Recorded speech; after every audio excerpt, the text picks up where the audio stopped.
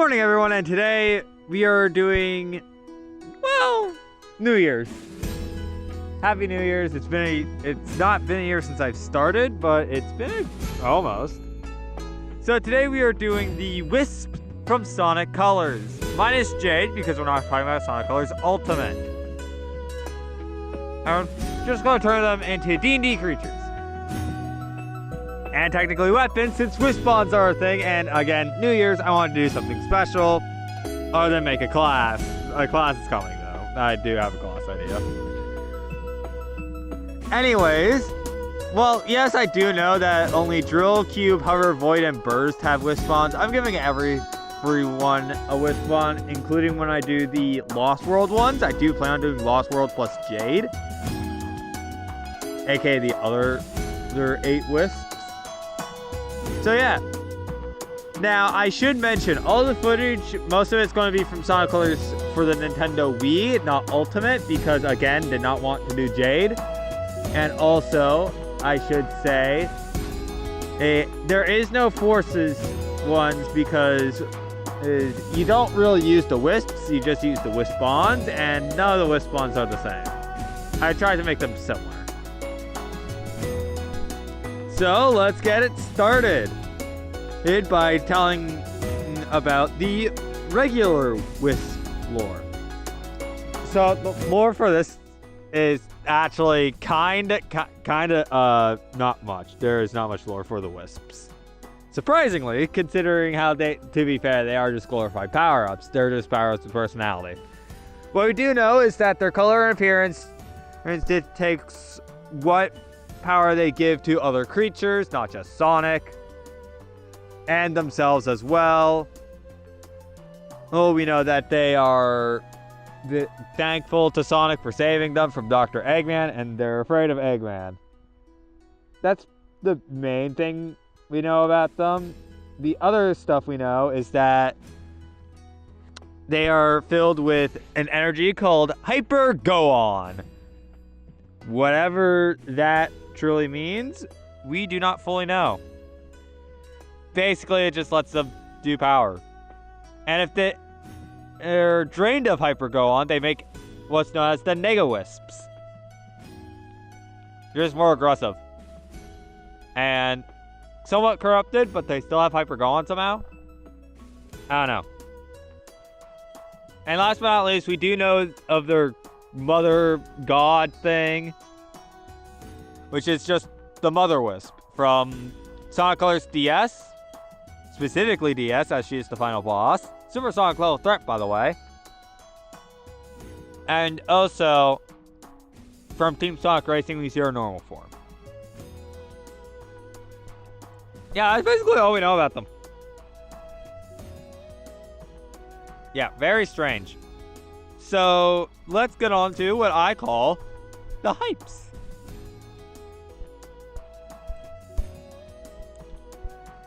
The Hyisp are mysterious creatures. We truly do not know much about them, other than the fact that they came from the Feywild. There is a current leading theory that they used to serve the Fey Queen for many years, until one day, 2 new Hyisp came into the world. One purple and one violet. These 2 were very aggressive and multiplied to the point where the Queen had to seal all the Hyisp underground in the material plane in case more purple and violet Hyisp showed up to destroy more of the Feywild. Since then, the kobolds and the dwarves have both found colonies of the Hyisp and they used them to help them in their mining efforts. The dwarves saw the energy the Hyisp have when they give the abilities of which they can give. So they thought, let's make some weapons for some traveling adventurers, and maybe this will become part of the economy. Yeah, that's basically it. Again, I didn't want to do too much lore. I could have done a lot more, but I decided not to because, well, we don't know about the Wisps much anyway, so might as well just keep with the theming. So here's how we'll organize this. We're going to talk about the normal Hyisp themselves. We're not going to go too much into detail, except for the first one. As well, it is the base one I use. And then we'll get into the weapon, and we'll actually somewhat talk about the weapon. And all the weapons except for the the purple and violet one all give 3 charges, and the purple and violet ones, aka the last 2, will be giving their effect upon something reaching 0 HP. So let's get on to the first one, the Corpse Hyisp, based off of the White Wisps. All of them, most of them have 14 armor class, 17 hit points, and 30 feet of flying speed. They do not have a walking speed. Most of them are, and all of them are immune to exhaustion, prone, and stunned because they have so much fucking energy. They all understand common, as they can understand Sonic in every version of the game. They just can't speak common. They speak Sylvan because they are Fae. They all cannot wear or carry anything. I know they can carry sometimes, but not all of them can carry, so I just decided to be safe. The Hyisp can also regenerate 5 hit points at the start of its turn if it has at least 1 HP. And once per day, the Hyisp can give its ability to a different creature. However, the creature given this ability can only use it once. So yeah, basically, the ability I talked about for each one, they can give. So this one is Quartz Boost. The Hyisp naturally gain an extra 30 feet in speed while moving in this way. The Hyisp makes an attack that uses a +6 to hit and hits with 2d8 plus 4 bludgeoning damage. Simple as that. And last but not least, they all have a slap attack. For the White Wisp, I decided to do a dagger for the weapon, so it's the Quartz Dagger. Everything is the same as a normal dagger, including its mastery for those playing 2024. All of them do, unless I specifically mention it. Now, this weapon was forged to house the power of the Hyisp. This dagger is empowered by the Corpse Hyisp. This dagger has 3 charges that can be used as a bonus action. Once a charge is used, you gain an extra 10 feet on movement, and on the same turn, you can attack a target for 2d6 piercing damage. All charges for this dagger come back at the next dawn. I think this is pretty nice. Next up, we have Laser! Yes, I will do an impression of the announcer. Where it gives Aquamarine, as Aquamarine is a cyan and gemstone. And yes, all these are named after gemstones, as these are all the ones the dwarves found. The cobalt ones will be in the next time I do this. The Hyisp magically becomes a laser, traveling 120 feet in a single direction. If it runs into a wall while still having movement left, the Hyisp goes in a different direction for the rest of its movement. If it passes a creature, it must make a DC 15 dexterity saving throw or take a 3d8 radiant damage. If the creature's saving throw is successful, it will only take half damage. This is basically saying, hey, dodge a goddamn laser. For this one, I did a bow because the Wisp on the IDW comics is a sniper rifle. So I did the weapon with the biggest range.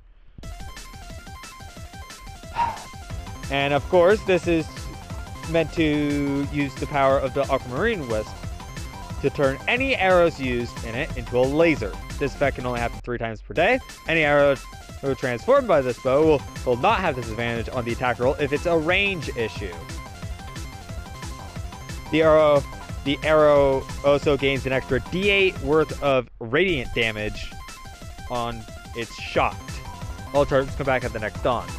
This is basically, because I know that some DMs and also just D&D in general have different arrows that do different amounts of damage on top of the bow's standard damage or effects. So yeah, basically gain an extra D8.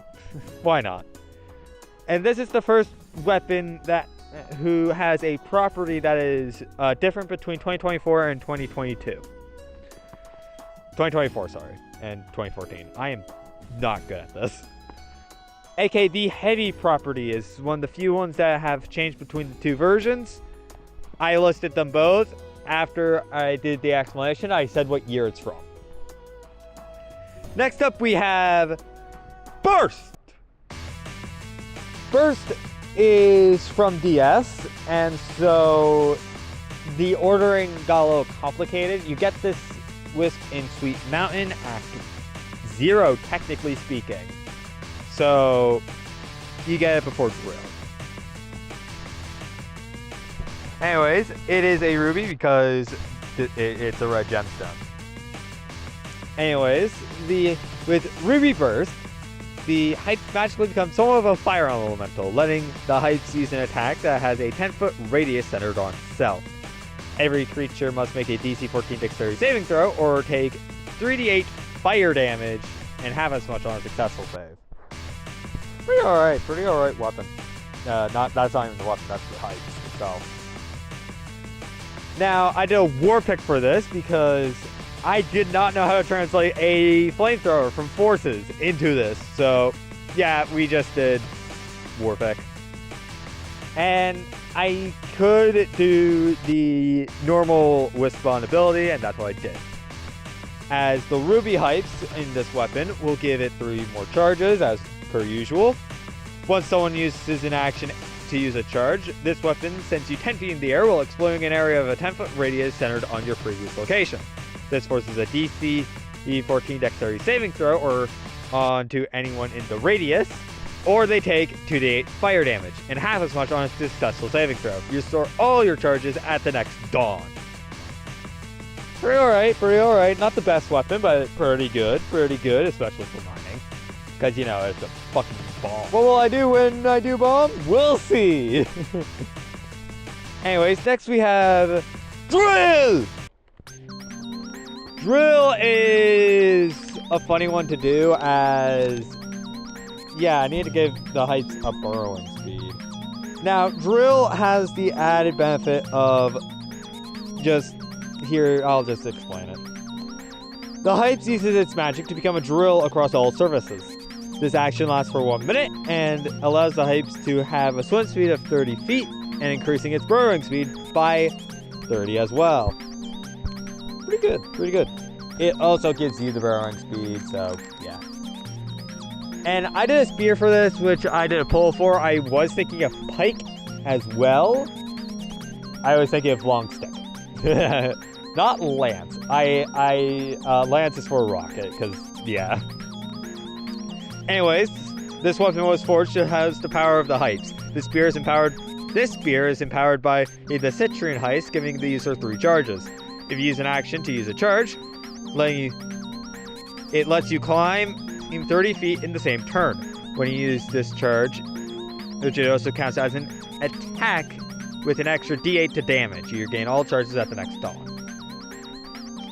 I did this ability before, and I prefer the old version, but this one's more balanced, I'll say that for sure.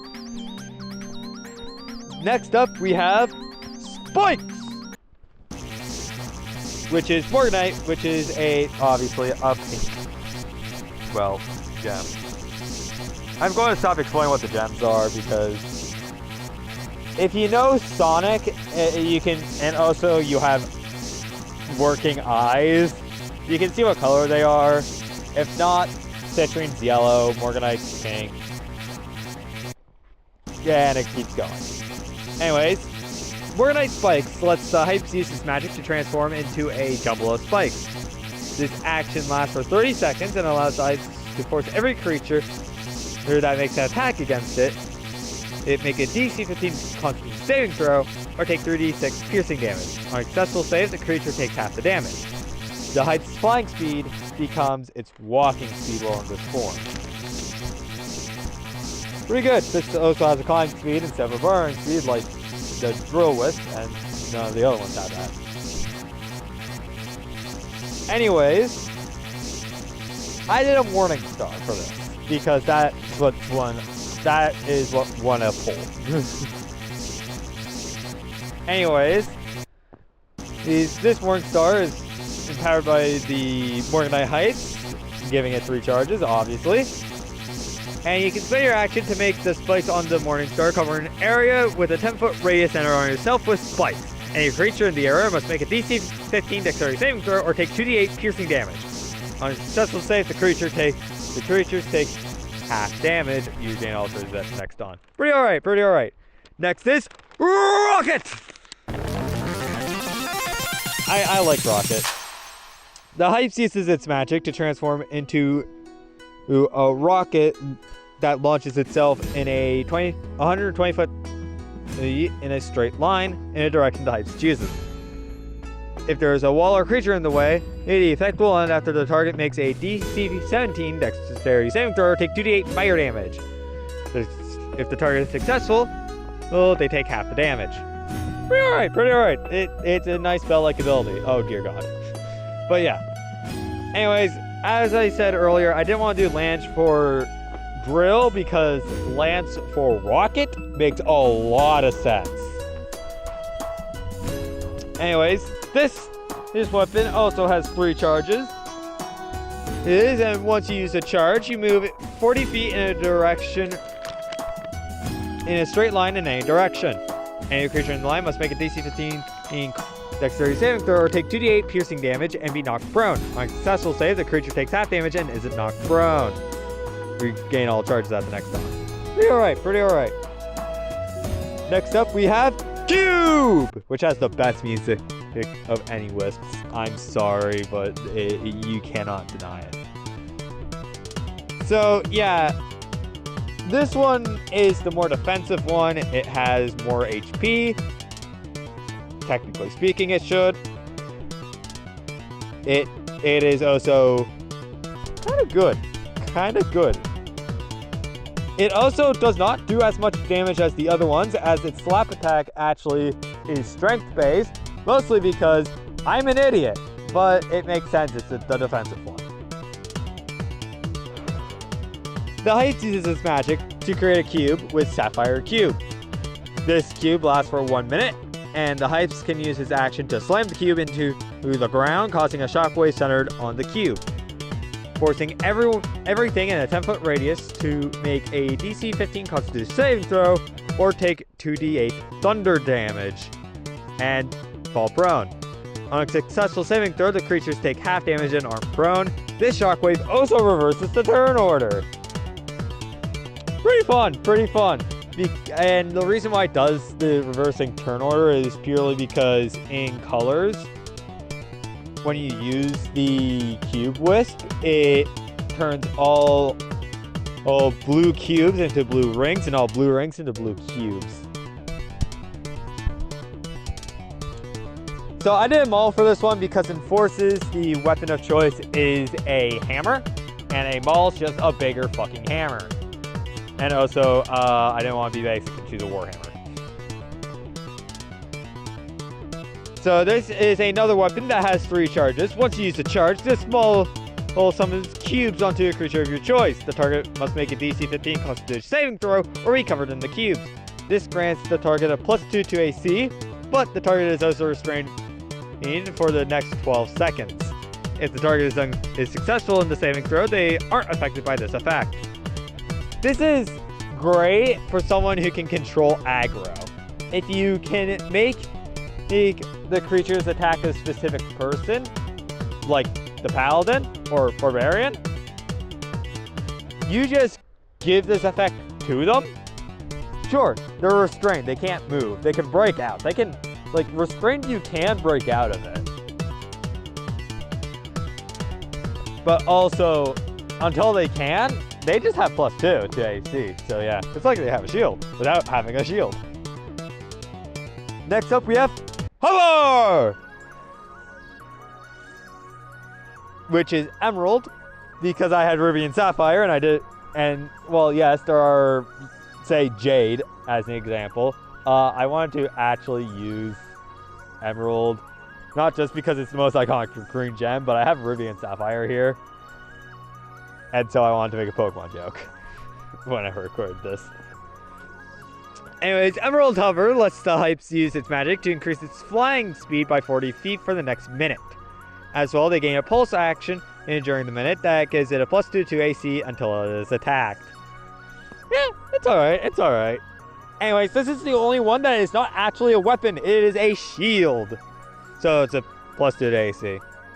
But it's a magical shield, technically speaking. None of these actually require attunement.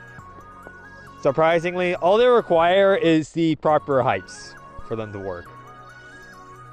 Anyways, this shield has 3 charges, and you can use an action and a charge to gain the pulse effect. This pulse effect affects everything in a 5-foot radius centered on yourself. Everything but yourself must make a DC 16 Constitution saving throw or fall prone. And you gain all charges at the next dawn. You can guess what happens if they, are successful. They don't fall prone. Pretty simple, and I like it. Next up is Frenzy! And it is Amethyst, as it is the most iconic green gem. In fact, I even have green. I meant to say purple. I'm keeping that in there. Anyways, I do actually have some Amethyst on my desk, so yeah. Anyways, Amethyst Frenzy, he lets the Hyisp use its magic to transform into a creature, which lets the Hyisp replace its slap action with a bite attack that deals an extra dice to all melee attacks for the next minute. For every 20 points of damage, the Hyisp deals 1 more extra dice to all melee attacks. All extra dice damage go away after the minute. I should also mention, the Amethyst and the next Hyisp, the Tantazite Hyisp, have less AC, but they are focused on strength because they are more violent. And it is in the claws and the scimitar as well. I imagine you can replace either one of these next 2 with either weapon. You can replace these with any weapon really, but I want to do like a baseline. And I wanted to do some claws. This is the only one I actually need to explain. So claws are melee weapons, obviously, of the martial status. They do 1d6 slashing damage. They are also finesse and light. And they have mastery being sap instead of nick, which is what daggers do. This is basically just an alternate to a dagger, basically. And if you don't know what mastery is, me too, buddy! It's from the 2024 rules.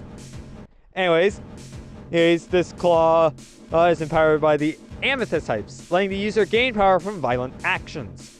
Once you reduce a creature's hit points to 0, your damage on these claws get 1 dice size bigger, d6 to a d8, for the next minute. During this minute, if you deal at least 30 points of damage, your dice size increases by 1 again, up to a d12. Once you reach a d12 and deal an additional 30 points of damage, you gain an extra d4.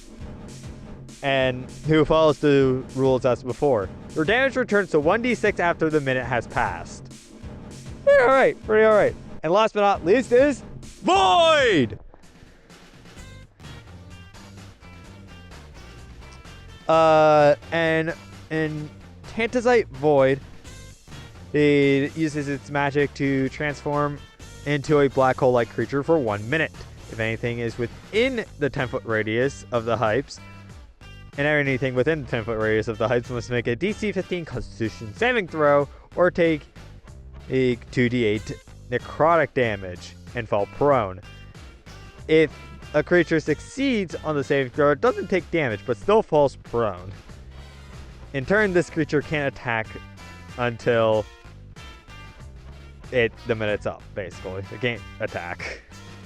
I say pretty fair trade-off since it can deal more damage and constant damage.